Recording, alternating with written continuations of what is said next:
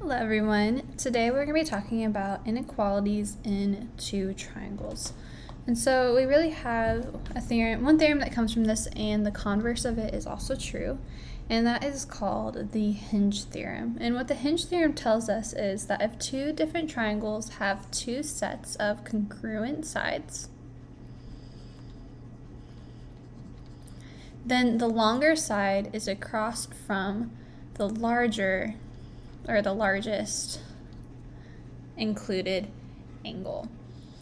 And so we see an example here with triangle ABC and triangle EFD. I see I have two different triangles with two sets of congruent sides, and I see that from these tick marks that AB is congruent to ED and BC is congruent to FD. And what the Hinge theorem tells us is that we have this, then we can determine which of the third sides which of the third side is longer. And so here I see that my included angle, so that angle between my congruent sides, whichever one is bigger is going to have the longer side. So here I see that angle B is bigger than angle D.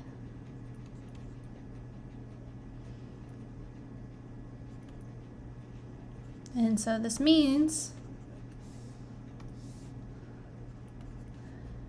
that opposite side AC is bigger than this opposite side of EF. So we can compare the third side. So if I have two triangles where two of the sides are congruent, I can compare the third side to see which one is longer by looking at that included angle. And then I also have the converse of the Hinge theorem, and that tells us that if two different triangles have two sets of congruent sides, so again, we're starting with two triangles that have two sets of congruent sides, then the largest angle is across from the longest side. So here I see that I have two sets of congruent sides, and I see that AC is 12, EF is 9. So I see that AC is bigger than EF.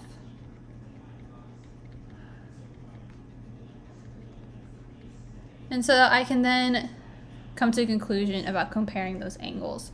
And so I look at that included angle, so opposite of that side.